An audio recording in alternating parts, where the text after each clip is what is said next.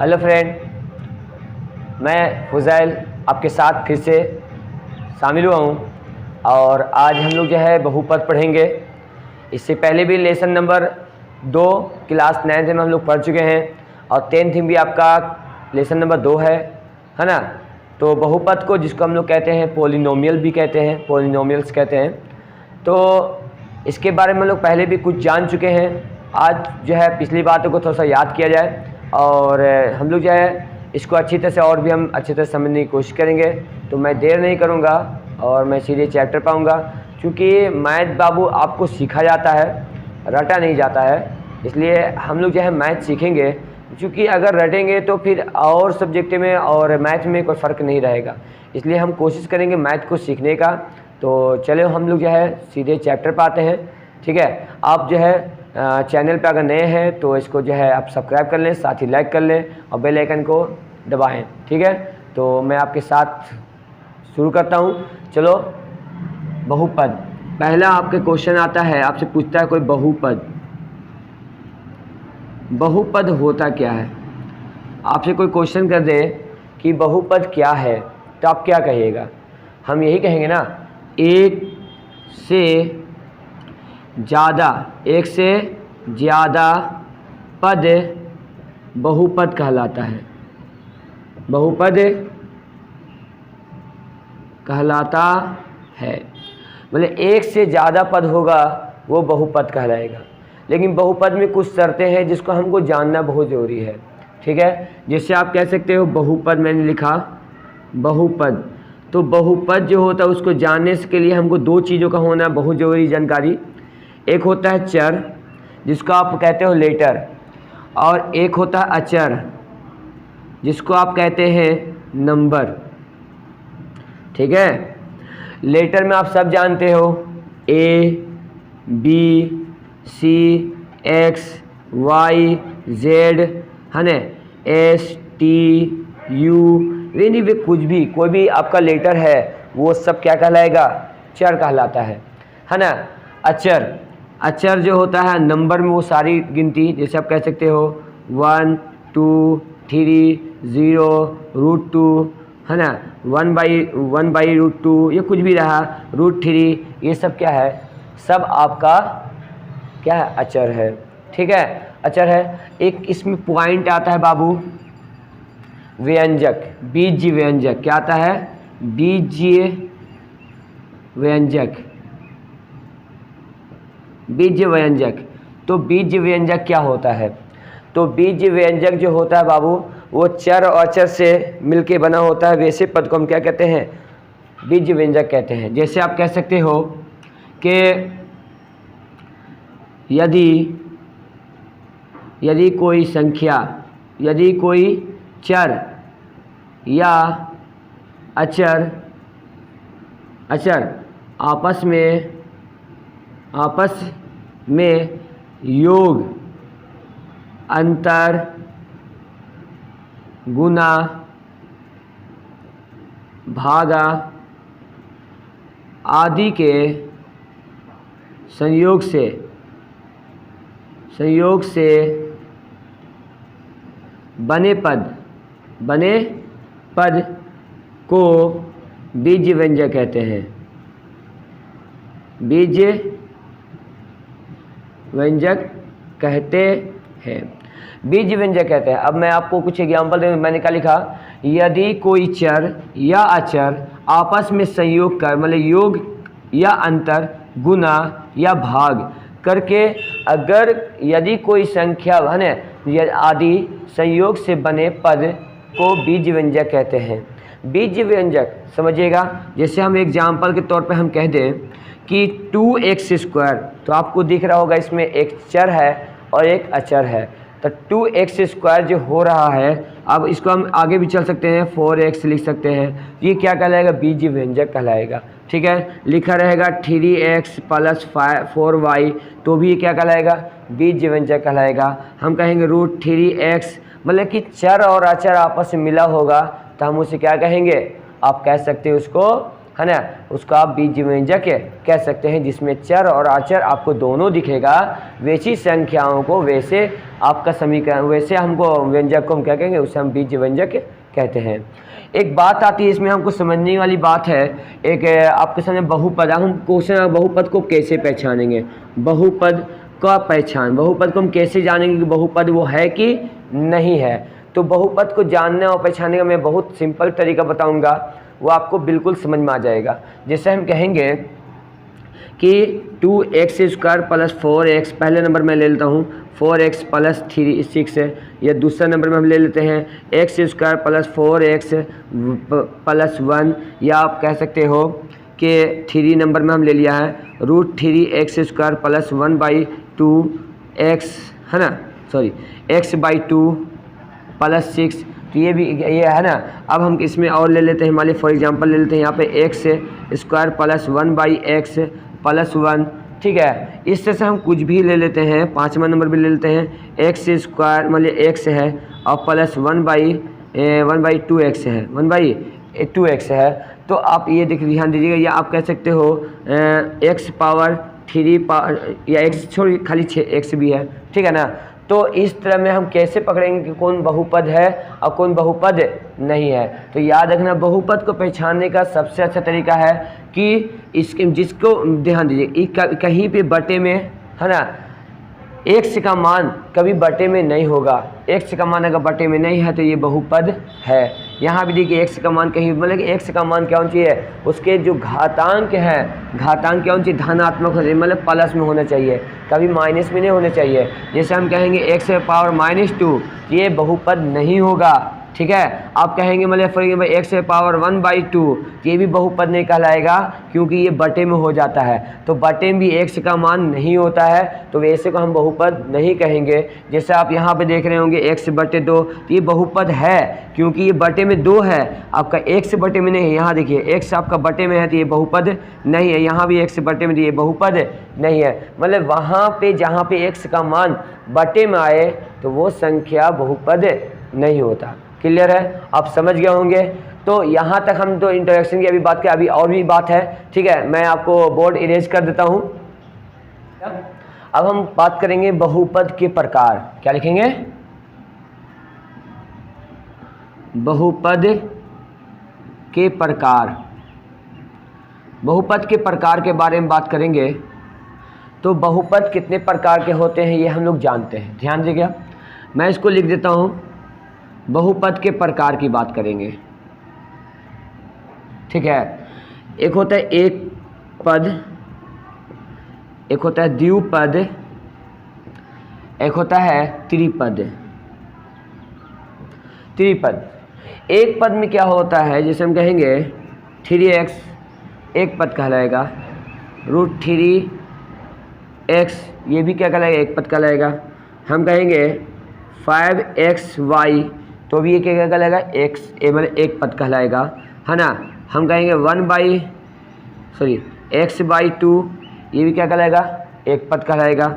√2x ये भी क्या कहलाएगा, एक पद ही कहलाएगा। जिसमें सिर्फ एक पद दिखे वैसे हम पद को क्या कहते हैं, एक पद ही कहते हैं, ठीक है। अब द्विपद की बात करें तो जैसे x² + 4, ये क्या हो गया, द्विपद, मतलब दो पद, दो स्थान ले रहा है। आप कह सकते हो x + y क्या कहलाएगा, दो पद कहलाएगा। x + 2y द्विपद कहलाएगा। 2x² + 4y क्या कहलाएगा, है ना, आपका द्विपद कहलाएगा। जो दो स्थान रखता है, पद का मतलब क्या होता है, स्थान, है ना।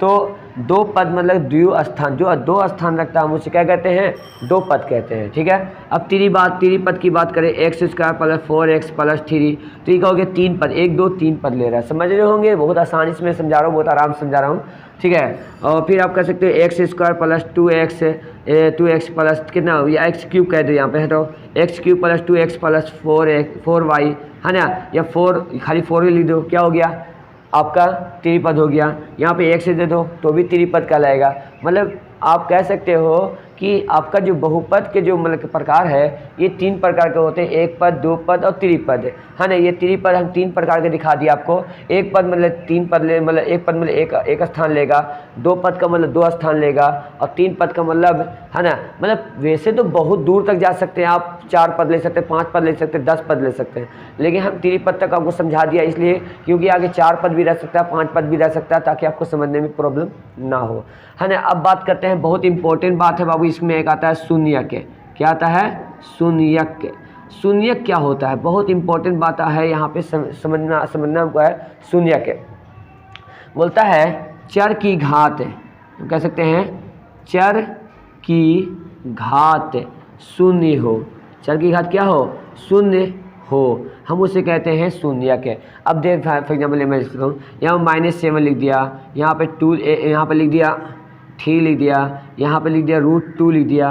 अब हमको कैसे पता चलेगा कि सर आपने बोल दिया कि चर की घात शून्य है? तो देखिए यहाँ पे ही बता देते हैं। आप ही बताओ, मैं इसको यहाँ पे x तो है नहीं ना, x से पावर क्या लिखेंगे? 0। आप जानते हो कि कोई भी संख्या का अगर 0 का मान होता है तो क्या होता है? 1 होता है। हम कहते हैं 2 पे पावर 0 कितना होता है? 1। 3 पावर 0 कितना होता है? 1। मतलब कोई भी संख्या होगा या कोई भी लेटर होगा, अगर पावर में 0 होगा तो क्या होता है? वो आपका 0 होता है ना। तो यहाँ पे आप कह सकते हो कि अगर इसको हम पुट करते हैं तो -7 × 1 आंसर क्या आएगा? -7। तो चर की घात क्या है यहाँ पे? चर की घात यहाँ पे शून्य है। चर की घात क्या है? शून्य है। अगर फॉर एग्जांपल हम इसको जो है शून्यक दिखाना चाहते हैं, बहुपद के शून्यक, मान लीजिए फॉर एग्जांपल यहाँ लिख देते हैं बहुपद के शून्यक। बहुपद के शून्यक हमको दिखाना है। फॉर एग्जांपल मान लिया मैंने एक तो पॉइंट ले लिया px से बराबर मैं ले लेता हूँ, एक तो क्वेश्चन ले लेता हूँ x + 6। x प्लस क्या ले लिया? 6। ये बताओ x के घात कुछ नहीं तो कितना है बाबू? घात कहते हैं पावर को, है ना, डिग्री को कहते हैं। तो x से पावर कितना है? 1 है ना। तो x से पावर 1 है, तो आप कह सकते हो कि अब देखो इसका शून्यक कितना होगा? शून्यक भी कितना होगा? 1 होगा। शून्यक कैसे 1 होगा? शून्यक कितना होगा? 1 होगा। जैसे हम लिखेंगे शून्यक के लिए, शून्यक के लिए आपको एक चीज़ बता दूं मैं, x + 6 बराबर आपको 0 लेना पड़ेगा। x + 6 = कितना लेना पड़ेगा? 0 लेना पड़ेगा। वो इसलिए कि हमको दिखाना यहाँ पे है हमें 0। तो ये बताओ 6 अगर यहाँ पर आएगा x बराबर आपका क्या होगा? -6 हो जाएगा। अब बताइएगा, अब ध्यान से यहाँ पे एक चीज़ देखना है कि px का मान कितना है बाबू? px की जगह पर हम x का मान हम ले सकते हैं। x का मान आपका 6 आया है, -6 ले लीजिए। तो अब बताइएगा यहाँ पे आपका कितना लिखा हुआ था बाबू? x + 6। तो ई x का मान अगर हम ले लेते 6 तो प्लस कितना आएगा? 6। आंसर क्या आएगा? 0। तो x का शून्य कितना हो गया? मतलब कि कह सकते हो शून्य का आपका -6 आ गया। तो एक शून्यक रहेगा, एक पद रहेगा तो एक शून्यक निकलेगा, 2 पद रहेगा तो 2 शून्यक निकलेगा, 3 पद रहेगा तो 3 शून्यक निकलेगा, है ना। तो आप समझ गए होंगे शून्यक मतलब शून्यक के बहुपद, है ना।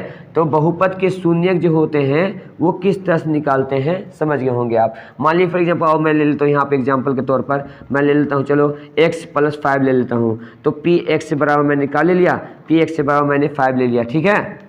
यहाँ पे लिख देते तो साफ साफ x बराबर क्या ले लिया? 5। तो अब ध्यान दीजिएगा, हम शून्यक निकालना चाहते हैं तो हमको यहाँ पे बराबर करके 0 लेना पड़ेगा। बराबर क्या लेना पड़ेगा? 0 लेना पड़ेगा। तो यहाँ पे हो जाएगा x बराबर, है ना, 0 - 5 = x से बराबर क्या हो जाएगा? -5। x से बराबर क्या होगा? -5। अब ये बताइए अगर हम x की जगह पर -5 रखें तो क्या आएगा? 0 नहीं आएगा, 0 आएगा। तो हम कह सकते हैं px का शून्य कितना हो गया? x से बराबर -5। अब करके देख लो, px से कितना लेंगे? -5। तो x प्लस क्या है? 5 है। तो आप ही बताओ यहाँ पर -5 + 5 आंसर क्या आएगा? 0 आएगा। तो इस तरह से कंडीशन में क्या होता है? वो शून्यक हो जाता है, ठीक है। आप देखो चीज़ों को रटना नहीं, आप समझने की कोशिश करोगे तो बहुत अच्छे समझ में आएगा, ठीक है। अब चलो मैं आपको जो है सीधे और आगे बढ़ता हूँ, मैं इसको इरेज कर देता हूँ। बात करेंगे घात की, बात करेंगे तो बहुपद के घात के बारे में बात करेंगे। बहुपद के घात, तो याद रखना घात से अगर देखा जाए तो हम इसको तीन की बात में बात करेंगे। आगे तो 4 घात भी हो सकता है, 5 घात भी हो सकता है। घात का मतलब होता है पावर होता है या डिग्री कह सकते हैं, है ना। पावर का ये, डिग्री का ये, या घात। तो हम बात करते हैं बहुपद के घात। तो बहुपद के घात पहले हम बात करेंगे रैखिक बहुपद। रैखिक बहुपद में क्या होता है? रैखिक बहुपद में होता है जिसके घात में एक होता है, उसको क्या कहते हैं? रैखिक बहुपद। मतलब जिसके घात एक हो, जिसके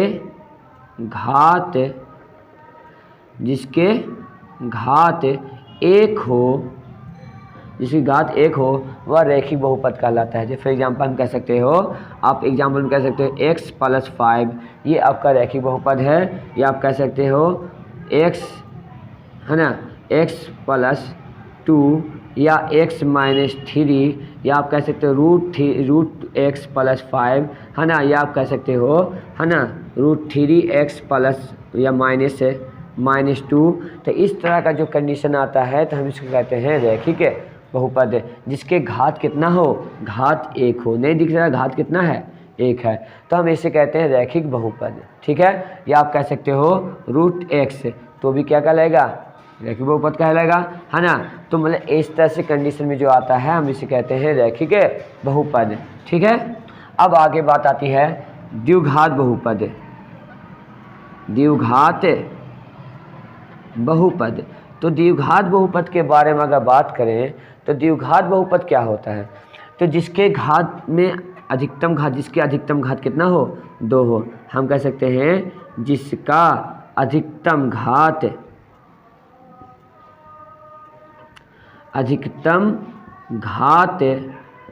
2 हो।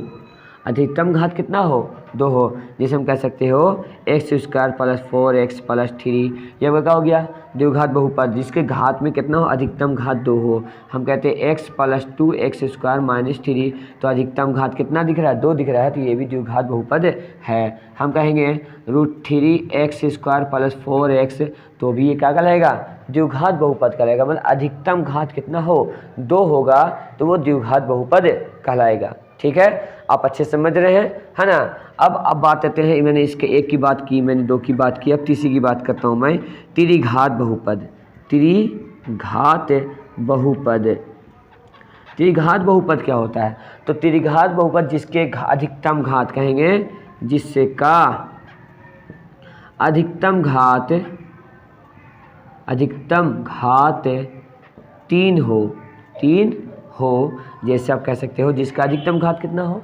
3 हो, वह कहलाएगा त्रिघात बहुपद। जैसे कहेंगे x³ + 4, ये क्या करेगा? त्रिघात बहुपद, है ना। यहाँ कहेगा x³ - 3x² + 4x, या प्लस क्या लिखेंगे 4, ये सब क्या कहलाएगा? त्रिघात बहुपद कहलाएगा, है ना। हम कहेंगे √3x³ + 4x², ये भी क्या कहलाएगा? त्रिघात बहुपद। मतलब ये अधिकतम घात कितना हो चाहिए? 3 होगा, तो वो त्रिघात बहुपद। इसी तरह से आप आगे बढ़ सकते हैं, चतुर्थ हो सकता है, 5 हो सकता है, 6 हो सकता है। तो हम जो है अभी 10th में है, तो 10th में हम लोग जो है बात करेंगे, अभी त्रिघात बहुपद तक की बात करेंगे, है ना। तो अभी जो हम लोग जो है यहाँ तक अभी हम लोग जो है ये जान गए। तो अब आगे भी हम लोग थोड़ा सा बस एक और पॉइंट हम चलेंगे, मैं इसको इरेज कर देता हूँ। ठीक है, कटान बिंदु का, क्योंकि इस चैप्टर में क्वेश्चन नंबर जो आपका 1 है 2 का, तो उसके में कटान बिंदु की बात हो रही है। तो कटान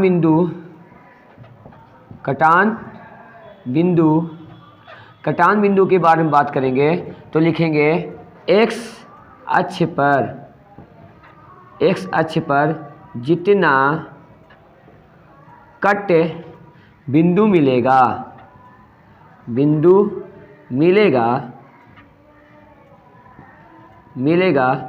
वह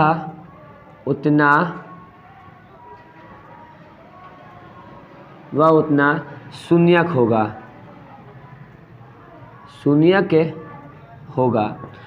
मैंने क्या लिखा? x अक्ष पर जितना कट बिंदु मिलेगा उतना शून्यक होगा। ये फॉर एग्जांपल देखिए, मैं बनाता हूँ यहाँ पे एक फिगर बना रहा हूँ, ध्यान दीजिएगा। मैं इसको कहता हूँ, इसको आपको दिख रहा होगा, इसको x अक्ष कहते हैं, इसको x डैश कहते हैं, y है, y अक्ष है, ये y डैश है। ये आपका जो होता है इसको हम कहते हैं o, जो है आपका ओरिजिन कहलाता है, मूल बिंदु कहलाता है। ठीक है, वो मूल बिंदु जो होता है वो 0 होता है। क्या होता है? 0। अब मैंने इस तरह से 1 2 3 इस तरह से चल दिया, मैंने इस तरह से कर दिया मैंने। ठीक है, अब चलो ध्यान से देखिएगा, ये अब मैंने एक रेखा लिया इस तरह से, तो अब ये देखिए कि x पर कितना बार कट रहा है, तो x पर जितना बार काटेगा वो उतना ही उसका x का शून्य कहलाएगा। तो ये बताओ, यहाँ पे एक बार काट रहा है, यहाँ पे 2 बार काट रहा है, 3 बार काट रहा है, 4 बार काट रहा है, तो x का यहाँ पर शून्य कितना हो जाएगा, x से शून्य के यहाँ पे 4 हो जाएगा। तो समझ में आ गया होगा कि x का मैंने क्या लिखा, x अक्ष पर जितना कट बिंदु मिलेगा वह उतना शून्यक होगा।